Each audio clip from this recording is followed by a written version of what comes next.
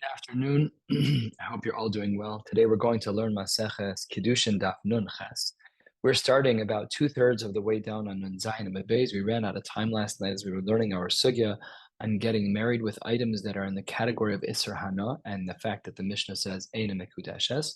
And we'll be learning tonight from that 2/3 of the way mark down to the end of the parak in Mirz Hashem, and we'll be finishing the second parak today of Maseches Kiddushin. Let's get started. At the 2/3 of the way down, the Gemara says, if a person takes a korban that does not belong in the Beis HaMikdash and he shechts it in the Azara, the Mishnah says that if he takes that item and he proposes to a woman with that animal that was nishchat as chulin ba'azara, the halacha is that they're eina mekudeshes. Minohani mili. The Gemara wants to know, how do we know that this is true? Amar Rav Yochanan, Mishum Rav Meir, he says in the name of Rav Meir as follows, Amra Torah, Shechot li b'shali, b'shelcha b'shelcha. It's as if HaKadosh Baruch Hu says to me, the korbanos that are for me, shech them by me in the Beis HaMikdash. B'shelcha b'shelcha. And the korbanos that are meant to be for you, shech them by you. Don't bring them to the Beis HaMikdash. Namely, don't shech chulin v'azara, and don't shech korbanos outside. Everything should be shechted in the right place. That which belongs to the Beis HaMikdash should be shechted in the Beis HaMikdash. That which belongs to a personal person should be shechted personally. And the Gemara then darshans a little bit. Mashali b'shalcha aser, just like HaKadosh Baruch Hu says, if my korban is shechted outside, it's shchutei chutz, that's not allowed, that's aser. Af shalcha b'shali aser. The same is true that if you're going to be do shchitas chulen ba'azara, that's also going to be aser. So in both directions, the Gemara equates the korban that is done outside the Beis HaMikdash when it should not be, with a korban that's done inside of the Beis HaMikdash when it should not be. The Gemara says, wait one second, you can't compare those two things. When we're talking about shchutei chutz, when a person takes a korban and they shecht that korban that really should have been shechted in the Beis HaMikdash, they now shecht it outside, there's a chiyuv kares. But af shelcha b'shali anush kares, then maybe it should also be that a case of maybe that case is an onesh kares as well. That's not true. So the comparison is not a good comparison to the Gemara saying, Rav Meir's line is great, but maybe it's not what we thought it is, because you can't say that there's an Isser Kares in both cases. So to that, the Gemara responds, Amar Kra, don't worry, we have a pasuk that distinguishes between the two. The only time we have kares is when it's sheli b'shelcha. When a korban that belongs to Hashem is shechted outside, then there's Nisr kares. But chulin shenishchetu ba'azara, when I bring shelcha to sheli, when I bring your personal korban into the Beis HaMikdash, then there's no Isser kares there. So the Gemara says that Rav Meir's comparison between the two is still valid. There's just a different onesh. So the Gemara wants nothing to do with this. Hold on one second. First, let's finish the drasha. Actually, Amar Krabel. So the Gemara says, "Al korban anush kares, al chulen shenishchetu bazar ein anush kares." And the Gemara just finishes out the argument as I'd already stated. Says the Gemara, but wait, that difference of kares and non-kares, kares for shchutei chutz and non-kares for chulen shenishchetu bazara, that's such a fundamental difference in the kares. That's why the Gemara says, it's a huge difference between the two. You can't compare them. Don't just answer that they have different onshin. That's the reason to not compare them. Don't quote a pasuk for me. These cases are not comparable. You can't compare a korban, a shchutei chutz, where you take a korban that should have been shechted on the mizbech and you shecht it downtown Chicago. You can't compare that to me in my backyard. I have an animal. I want to shecht it, and I bring it into the Beis HaMikdash. You're right. We need to learn the Mari Makom. Let's be clear about what we're learning. Got to keep the eye on the prize here. We're trying to figure out how we know that Chulin Shenishchatu Ba'azara has an Isser Hana. This Gemara is lengthy. This piece of Gemara is lengthy. It'll bring us about 15 lines down, and we have to see how to properly understand this. The Gemara says as follows. We're about 12, 15 lines from the bottom of the page on Nun Zayin Amud Beis. V'shachatu, v'shachatoso, v'shachatoso, tlasa kra yisere. All three of these psukim are extra. Ma Talmud lomar. How then do we understand all of these psukim? So the Gemara says, quoting a pasuk, that when you are distanced from this place, that you're not allowed to do shechita in certain places. Prat l'chulin shelo yishchatu ba'azara. We have to make sure that we're allowed to shecht animals. We just can't do shchitas chulin ba'azara. That's not allowed. And says the Gemara, be'einli ela tamim. I only know about an animal that's tamim, which is haruya li karev. I only know that that's going to be problematic. So says the Gemara, if that's true, minayin l'rabos bali mumin. How do we know that there's an itzer of chulin shenishchatu ba'azara, even if the animal is a balmum? So to this, the Gemara says, mar be'ani is bali mumin shekain min hamachshir.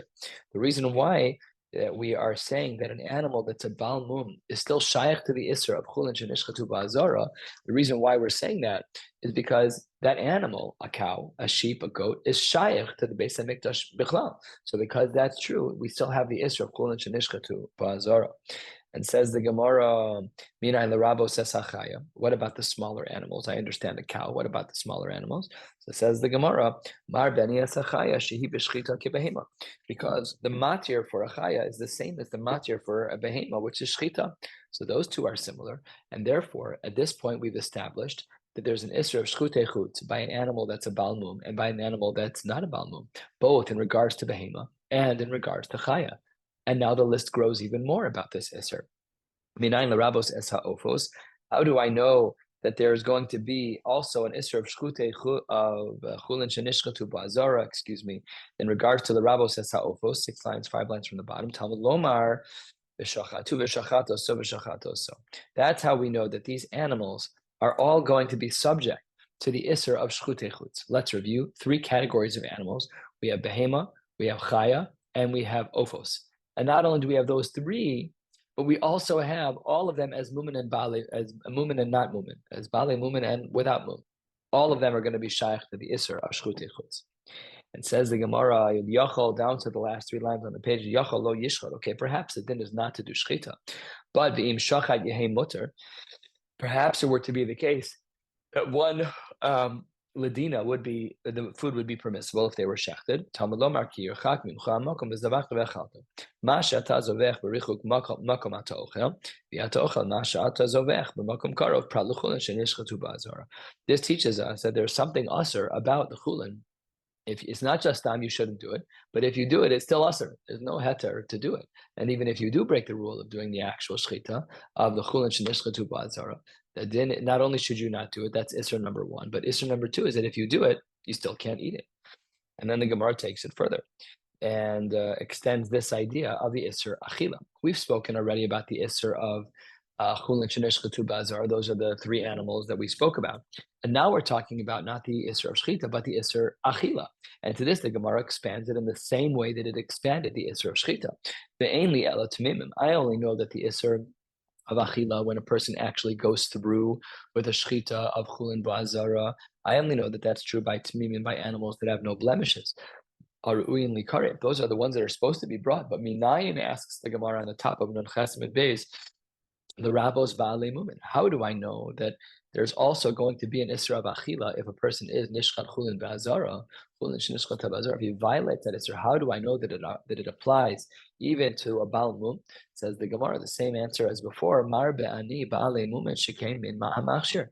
Because it's an animal, a type of animal that is subject to these isurim in general. A cow, as we know, is subject to being a korban, and therefore whether or not it has a mum won't stop the fact that if you bring it as chulin shenishchatu ba'azara, it won't stop the fact that it needs to be brought, that if it was brought, that it can't be eaten. And the Gemara expands the isser even more. How do we know that if a person broke the rules and they took a chaya, a smaller animal, and they were nishchata chulin la'azara, how do we know that in addition to the isser of bringing it, there's also an isser achila by a chaya? Mar beni esachaya shibishchita kibehema. They're the same shchita, and therefore they're both aser.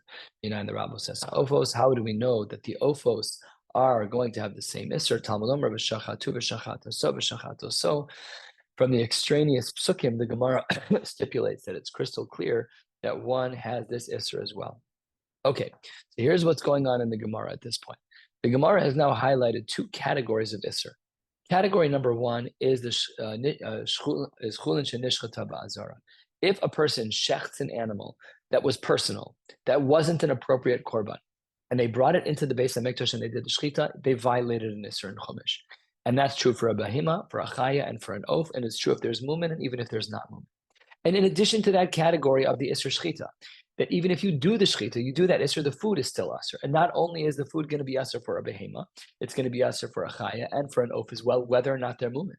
Allah Lamaisa, we've already established now these two buckets. Bucket number one is that the Shchita is Isser, and bucket number two is that the Achila after that Isser Shchita is also Isser. Maybe we should now we're getting to our sugya, which is the Isser Hana, because that was what we're trying to find. We're trying to find a marimakom that teaches us that chulin shenishchata ba'azara is going to be an Isser Hana, and therefore a woman who is miskadeshes with chulin shenishchata ba'azara, that she's ena mikudeshes. So to this, the Gemara says as follows: maybe perhaps you shouldn't do the shchita, and as we already said, you shouldn't eat it even if you do. But you should throw it in front of the dogs.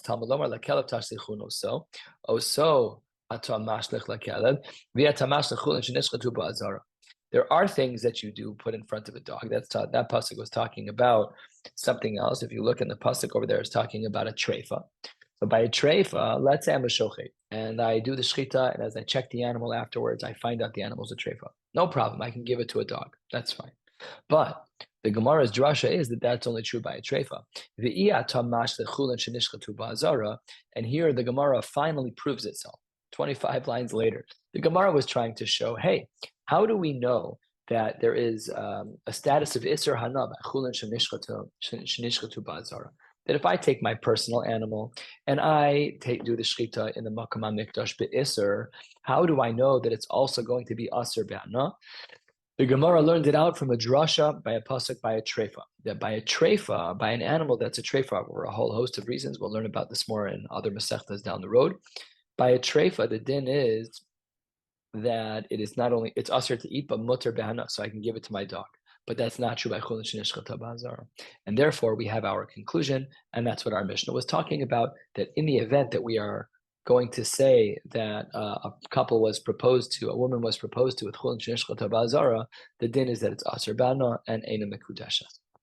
But right now, about 10 lines down on Nun Ches Maral, the Gemara continues. Ashkechinu Mar Yehuda Rabbi Yosef, Rav Shmuel Berei Rabba Bar Rav Chana. These two people, which is Mar Yehuda was talking to Mar Yehuda found the Rav Yosef and Rav Shmuel Berei, the Rabba Bar Chana, the Havu Kaime, Apischa de Bei Rabba. They were standing by the doorway of Rabba's Beis Medrash. Amar Lahu, there's a brisa, Tanya. Amekadesh bepeter chamor bebaser bechalav ubechol shenishchatu ba'azara. Reb Shimon Omer mekudeshes v'chachamim Omerim eina mekudeshes. Wow! So our Mishnah that we learned yesterday, which is on the top of Nun Vav Amud Beis, that Mishnah didn't present a Baal Plugta. Everyone, it seemed from our Mishnah that if there was an Isra Hana, that their Kiddushin was not a Kiddushin. But look what the Gemara presents over here. The Gemara here presents a Shita of Reb Shimon. Reb Shimon says that if a couple is mekudeshes with something that's aser be'ana, that they are married. So that's a big problem because that's not like our Mishnah. So to this, the Gemara says, "Alma chulin shenishchata ba'azar leReb Shimon lav de'oraisa." It seems to be that the status of chulin shenishchata la'azara, that if I take my personal animal and I bring it to the mizbeach in the Beis HaMikdash in Yerushalayim, and I am makriv of that animal, that's not an isur de'oraisa, and therefore there's no isur hana. Which, by the way, there's a subtlety that the Isser Hana is tied to the fact that it's an Isser Doraisa. It implies that there are no Isurei Derabanan of Isser Hana, but that's for another time. The Gemara says, wait 1 second, or in Minhu, we have a stira between Reb Shimon's. The Reb Shimon that we just saw seemed to say that a couple can be Mekudeshes even with something that's Isser Hana, and because of that, therefore, it must be that the Isser of the Chulin Shenishchot Lazar was Derabanan. But over here, we see something different. We're a third of the way down, just about. Reb Shimon Omer chulin shenishchatu ba'azara yisrfu. Reb Shimon says it needs to be burned. It seems that there's a stira between the Reb Shimon and Ishtiku. They didn't have any response.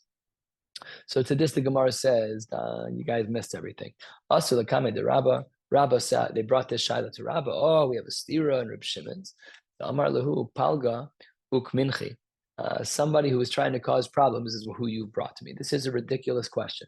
Why is this a ridiculous question? Hacha b'maya skin on what was going on over here. Kigon shenishchatav v'nimtzeis treifa, that if an animal was shechted and we found out that it was treifa, the Reb Shimon l'taimei the Tanya shochet es a treifa b'china shochet v'imtzeis treifa zev zechulin ba'azara. Reb Shimon matir ba'na v'chacham osrim. There's a separate discussion about an animal that's a treifa, not stam, not every time that there's chulin shenishchatav ba'azara, only when the animal comes out to be a treifa. That's when Reb Shimon says that there's no Isser Hana. But perhaps in a regular case of Chulin Shinishchot Bazar, where there is no Treifa, he would hold like everybody else. That's why our Mishnah, Nudvav and Beis, has no Baal Plukta, because there is no Baal Plukta. So this question was brought to Rabbah, This question was brought to Rabbah, and he brushed it away. It's like, you guys don't know how to learn. What are you talking about? That brings us halfway down, just about halfway down. Machran the Kiddush. That if these items in our Mishnah and Vav, all these things that are Aser B'Hana, that if they were sold, so here at the two dots it says if they were sold, and then there was a proposal, then the monies that were used are Mekudeshes.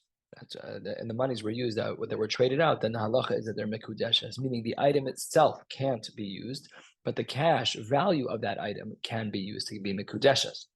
Minalan, how do we know that this is true? Because says the Gemara, we have a pasuk in regards to the Isra of Avodas Kochav, that there should be Chayrim Kamohu just like it. Kol Shata Mehaya Himena Arehu Kamohu, that everything else should be like it. By Avodah Zara, we have a din that if you swap Avodah Zara, so then even if you cash out the idol, Lamaisa, it's going to be the same problem. Arehu Kamohu Michlal. What does that imply about other Isurim and Chumash? Not any other Isra Hana. That implies Michlal that called Isurim Shabbat Torah Sharu. Seems to be that would be allowed. So maybe this is the split. Maybe what our Mishnah was saying at the end, when our Mishnah quoted this line of Michran v'Kiddush b'Dmen Mekudeshes, the reason why when we have the cash value of the Isra Hana that it works is because the only time in Chumash when there's an Isra Hana, even from the thing that we sold, I sold the idol worship and I sold the idol and now I have the cash. Only by there do we have that rule, but it doesn't apply broadly. Asks the Gemara, why not? B'nei laf mina. Perhaps we should say that avodas kochavim is the binyan that's the mari makum, that whenever something is sold, we therefore see it's mutter. Says the Gemara, we could never apply that across the boards. That we should say that maybe we should learn a binyan from avodas kochavim that everything is going to be aser. So then the Gemara says, no, mishum dahava avodas kochavim v'shvi'is shnei ksuvin aboin ke'echad. We have two isurim in Chumash that teach the same exact halacha that the Isra Hana is Aser. And you're not allowed to do that. What are the two psukim? Avodas kochavim ha'de'amra. The first thing that's going to be Aser is Avodas kochavim. That's the pasuk that we just saw above, Avayisacherim kamohu. And the second case is V'shviyis. The Gemara says, Shviyis mahi, Yovel hi kodesh telachem, ma kodesh tofes es damav, av shviyis tofes es damel. That these two things, this language of he is an exclusionary language, and that teaches us that Shviyis also has the same category. Asks the Gemara, wait 1 second. Ima kodesh tofes es damav yotze l'chulin, av shviyis tofes es damel yotze l'chulin. How do we understand this possible challenge? Because the Gemara says it seems that Shviyis should have the same din. No, Shviyis always remains in its status. It never loses its status whatsoever. Ketzad, how would it work out with Shviyis? So Shviyis is Aser. It says the Gemara, Ketzad, Lokach bepero Shviyis basar, Eilu ve'elu mizbarin, period. That if we take fruits and we trade it in for basar, then they're both going to be burned. B'shviz, b'basar, ve'elu mizbarim b'shviz, period. B'basar dagim, yatsa basar. If you trade it out again with the flesh of fish, then the basar is no longer going to have the status of shviz, but the fish will. Nichnasu dagim b'dagim, yayin yatsu. Yayin, sorry, let me read this more carefully. B'basar dagim, yatsa basar. Nichnasu dagim b'dagim, yatsu yayin. Dagim nichnas yayin b'yayin, shema, shemen yatsa yayin, yatsa yayin nichnas shemen. So in all cases, let's say we have a whole train. First I have the fruit of shvius. That's going to always stay shvius. Then I buy meat. The meat is now shvius. And then from that, what I do is I buy fish. So then the meat is no longer shvius and the fish is shvius. If I buy from the fish, I buy oil, then the fish is no longer shvius, but the oil is. So you'll have the bookends. The first is always going to be the shvius. That will always remain that way. And the end is also true that whatever is the last thing that was sold will also remain that way. So okay, tzad Gemara. Okay, that how do we learn this properly? Upiri atzmo aser. The Gemara says that this is our precedent that we have shnei ksuvin abayin ke'echad, and shnei ksuvin abayin ke'echad ein melamden. That the Gemara says that we have these two psukim, and we can see that by shvius, the shvius always remains aser. So perhaps I should say, and therefore we're not able to learn out anywhere else. That's how we know that our whole Mishnah on Bava Medbeis is aser be'ana. But if you cash out, then the cash is going to be permissible to get Kiddushin from. Only the primary object in general is going to be aser be'ana, but not the trade-outs. The only two exceptions to that rule are the shnei ksuvin abayin ke'echad, which is the realms of Avodah Zarah and the realms of shvius. Says the Gemara, that's great for one shita. According to the shita that says you're not allowed to extrapolate beyond those two, and therefore, because we only have two, you can only learn from those two about the fact that the trade out, the cash value of the avodah zara or the shvius is going to be aser, but that's only true according to some shitas. For those who say that the fact that two psukim drill down on one point is not a reason to restrict, how then would they learn that the Isser of Hana applies only in certain circumstances? Says the Gemara, mi'ute ksivi, ksiv hacha, ki cherem hu, ksiv hasam, yovel he in midi acharin alo.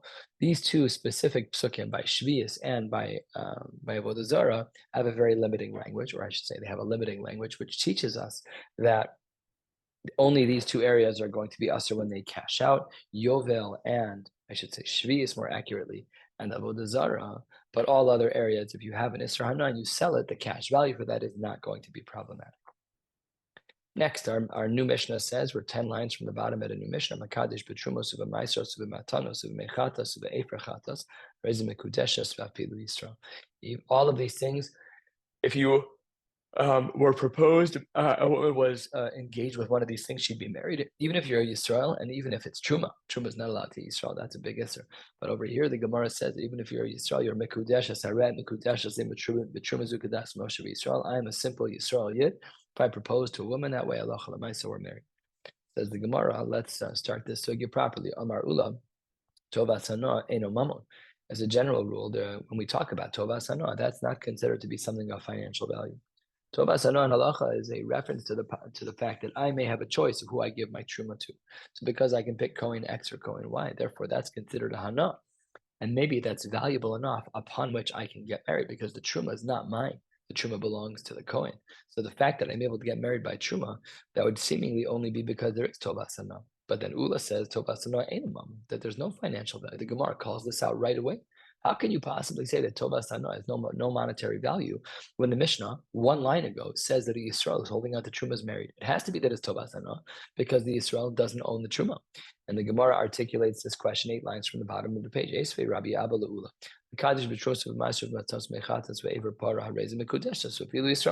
Obviously, there has to be some value to the fact that you can give it to Kohen X instead of Kohen Y. Otherwise, it shouldn't work at all. So to this, the Gemara says, Amar like, no, you got the case wrong. That this is talking about a Yisrael where Tvalim, food that is untithed, was given to him from the father of his mother, and his mother was a Kohen in this case. So he has Kohen food, it was gifted to him because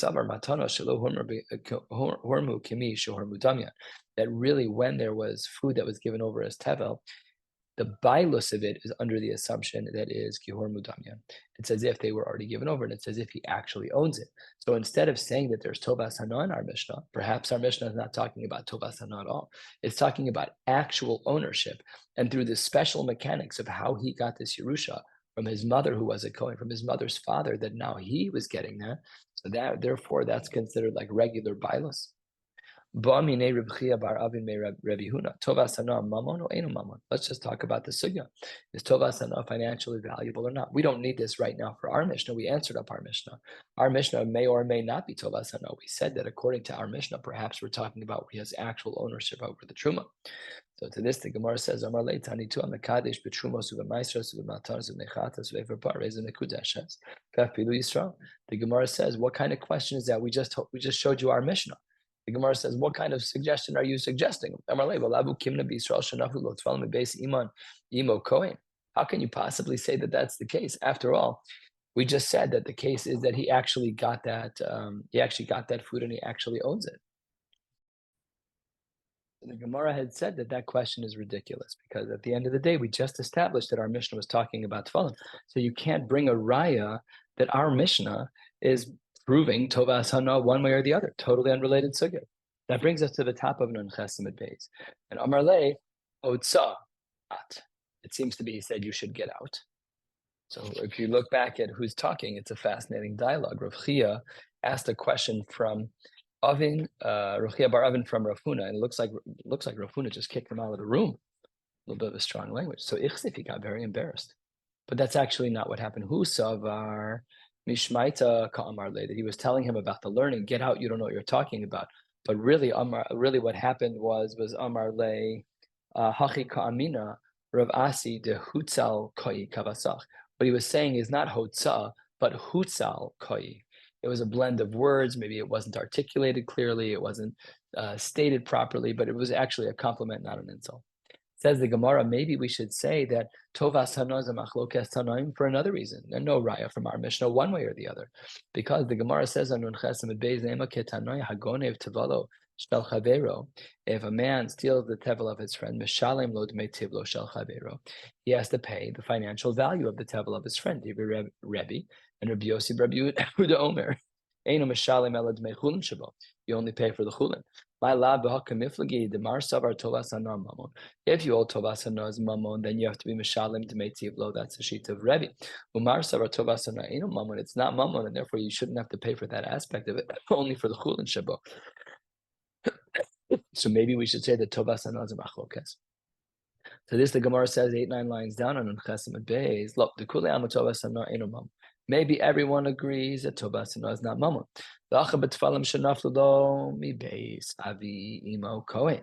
And perhaps maybe what we're talking about over here, everyone agrees that tovas hana is not mamon.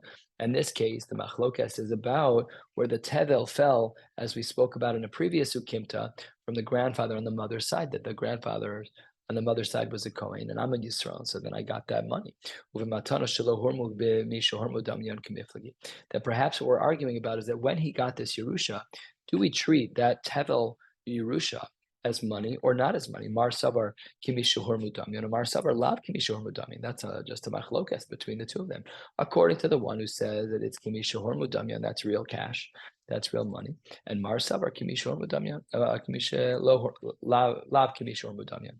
Another possible answer about this machlokes between Rabbi and Rabbi Yossi, Rabbi Yehuda. The Kulei Alma, third of the way down. The Kulei Alma Kimi Shuhor Mudamyan. Maybe everyone agrees that when I get a Yerusha from my mother's father, who's a Kohen, that it is considered like cash. The tovas hana in a mamon, and everyone agrees that the capacity to give my truma to person X over person Y, that doesn't matter at all. The bide Shmuel kamiflagi. Here we're talking about something else altogether. Tomar Shmuel chita achas poteres es hakri, where he holds that Shmuel is of the opinion that one grain of chita would pater the kri, would exempt the status of the entire kri from truma, and demar isle de Shmuel umar lesle de Shmuel machlokas about that, and therefore not a raya one way or the other about our machlokas. And on the first of the long lines, halfway down on Chesamid Beis v'Baisema, Yikulei Alma leis lahu de Shmuel. Maybe everyone disagrees with Shmuel. The Rebbe. Why does Rebbe say, as we saw at the Bryce at the top of the page, 3 lines down, that Agonev tivlo shel chaver mishalem lot me tivlo shel chaver, that if I steal your food that's tevel, I have to pay back the full cost. Tekansu rabon leganev. It's a slap on the wrist to the ganev. Really, perhaps there is no full ownership of the truma, but we're going to punish the ganev. You shouldn't have done what you've done. And perhaps everyone would hold. Yeah. Another possible answer is the Kule Alma Islahu Dishmu. Maybe everybody holds that one chita is poteris asakri, that you can give a tiny amount and it would exempt the entire creed, the entire pile from Trumas and Maasros.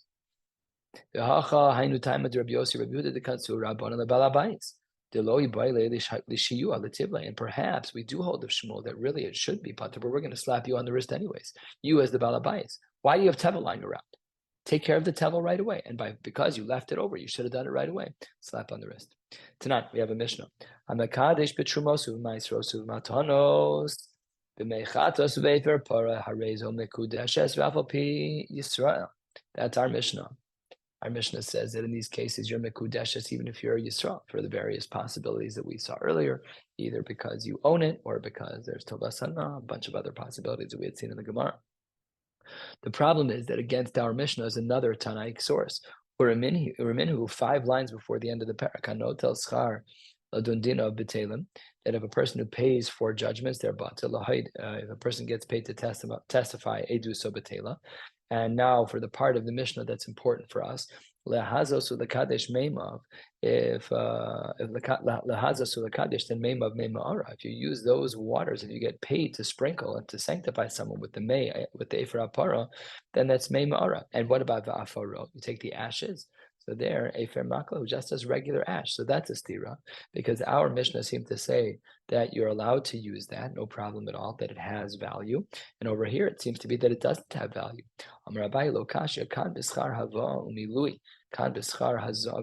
One's talking about paying someone for carrying the items there, the mechatas and the efer, you're carrying them to the right place. That's what the schar is for. But v'kan, in the other case, we're talking about b'schar hazav kiddush. That schar hazav kiddush, that you're not allowed to pay for, but for the external things, the bringing them to the right place, that you can pay for, no problem at all.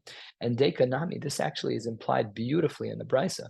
Dekatani hacha b'mechatas uve'efer para. One uses the language of mechatas and efer para, which is the items themselves. And the Katani Hasam, the Hazos Kadesh, one's talking about the actual Hazoya and the actual Kiddush. So when we're talking about Hazoya and Kiddush, that doesn't count. That you're not allowed to be paid for. But when we're talking about the other case of their financial value for other purposes, that does count. We'll stop right here. Hadron Aloha Ish Makadesh Baruch Hashem. We finished the second parak of Maseches Kiddushin. Yiratzim, we should come back to this daf in 7.5 years. Wishing you all a beautiful night.